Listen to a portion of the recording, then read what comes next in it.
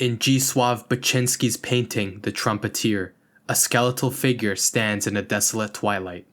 Its face is hidden in shadow, and many-fingered hands clutch a horn as if holding the notes of an evil melody. The scene is silent, yet deafeningly ominous, a dark herald sounding a wordless warning.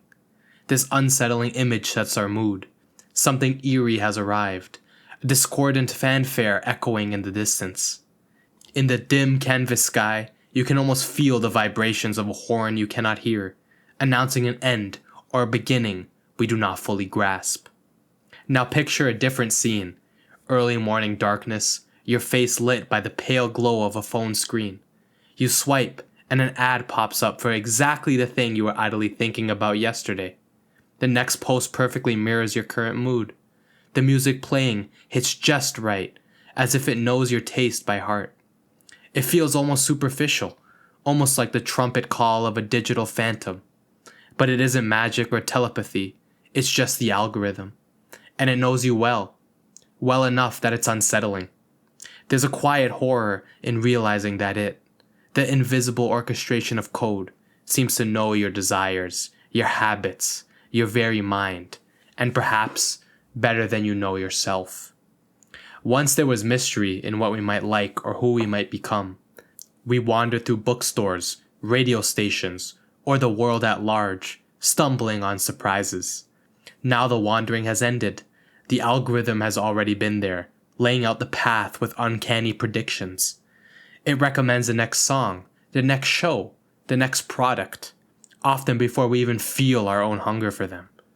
The result? The thrill of personal exploration is quietly dying.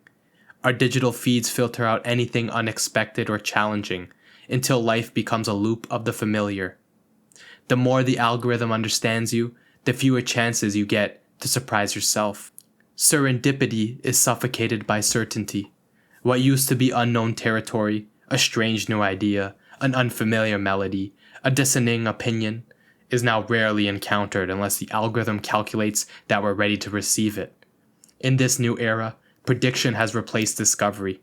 The mystery of who you might have been had you roamed freely is quietly being written out of the story. They say the eyes are the window to the soul, but in the digital age, data is the new soul. Every click, scroll, pause, and like a piece of your spirit, captured in code. Each action you take online is recorded and analyzed, forming a mosaic portrait of you. The pattern of your likes alone can reveal intimate truths. With as few as 70 like posts, an algorithm can assess your personality about as well as a close friend. With 300 likes, it knows you better than your own spouse. Think about that. Hundreds of little digital gestures, seemingly trivial, coalescing into an X-ray of your psyche.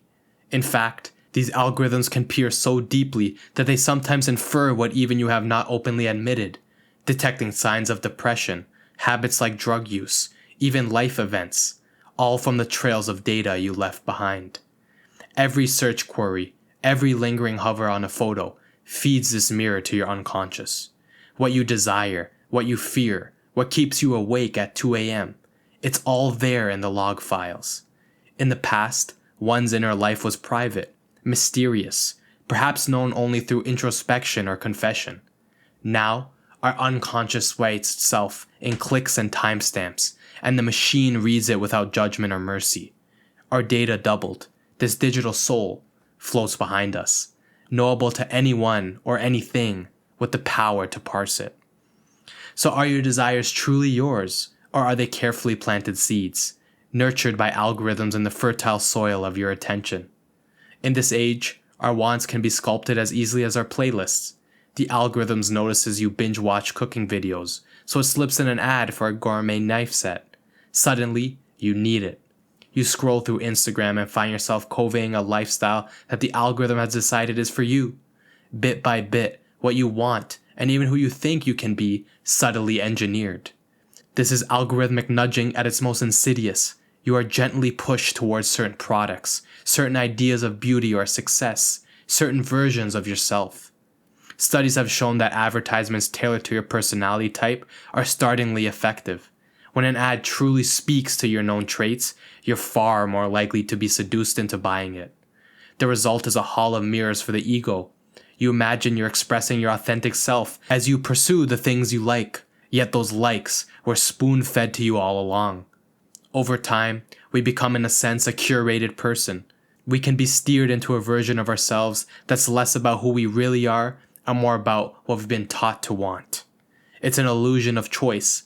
The algorithm whispers suggestions, and we follow thinking it was our idea. Our desires become echoes in a cage, reflections of suggestions wearing the masks of our own voice. Few things are as unsettling as the question of whether our free will is, in fact, free. We like to believe we are the authors of our own lives, the choosers of our next click or purchase. But how free is a choice that has been pre-chewed and fed to us by a predictive engine? Algorithms don't force us at gunpoint. They don't have to. They nudge and prod, quietly shaping the menu of options from which we choose.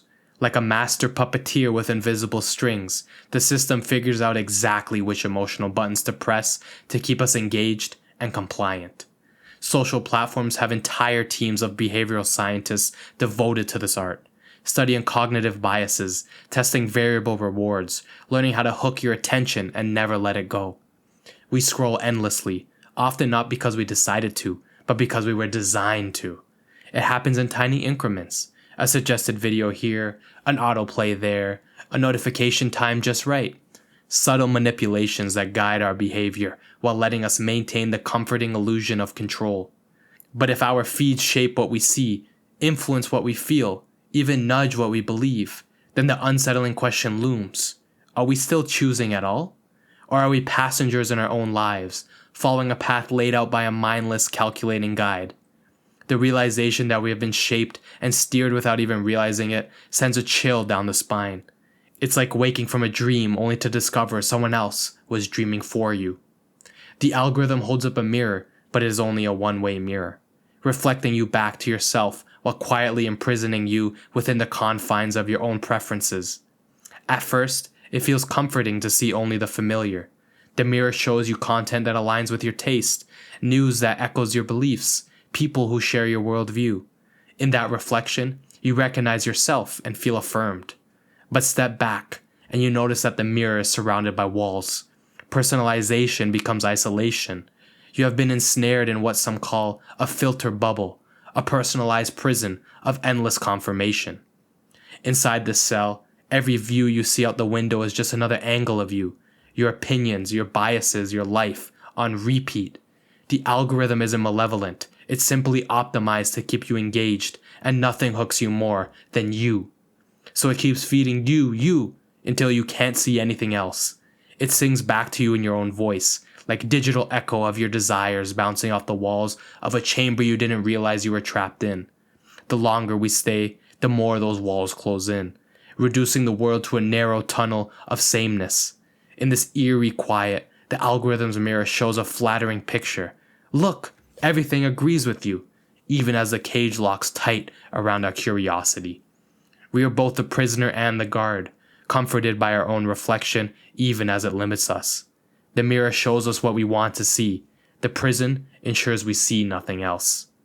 Here we arrive at the darkest question of it all. What does it mean if a machine can understand your essence better than you do? It's a blow to the very heart of identity and autonomy. We humans have long taken pride in our inner complexity, the idea that there is an irreducible mystery inside each of us, something only we can truly know. But now, an algorithm analyzing your data can anticipate your choices, your reactions, even your secret inclinations with unnerving accuracy. A recommendation system might fathom your obscure hobby before you've discovered it yourself. A predictive model might catch the first glimmer of a crisis in your life, a health issue, a financial turn, purely from the patterns in your behavior. When an artificial mind maps your mind so completely, you have to wonder, are you an enigma or just an equation waiting to be solved? These algorithms are watching everything, where you go, what you buy, whom you meet, learning you inch by inch. And once they know you better than you know yourself, they could control and manipulate you, and you wouldn't be able to do much to stop it. This is the existential dread at the core of our digital age. If our choices can be calculated, our desires engineered, our behaviors forecasted and directed, then what remains of the self we thought we possessed? Are we nothing more than walking datasets, predictable and programmable?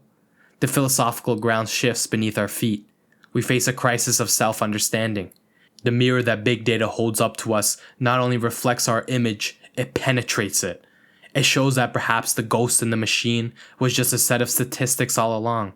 And if that doesn't send a shiver down your spine, imagine a future where you ask the algorithm, "Who am I?" and it answers correctly, leaving you with nothing left to discover. Yet in this darkness, there is a glimmer of rebellion, a chance for dark liberation. Just because a cage is comfortable doesn't mean we have to stay inside of it. We can learn to open the door. The first step is to confront this reality head on, to see the strings pulling at us, to become aware of the silent music guiding our dance.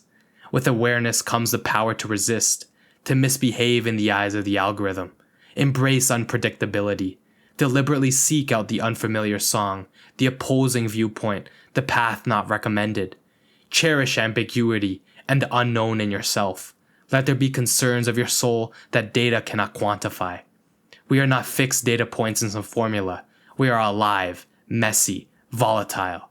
We are constantly learning, shifting, growing in ways no system can fully predict, and that unpredictability is not a flaw in us. It's our very humanity. So surprise the machine. Break the pattern.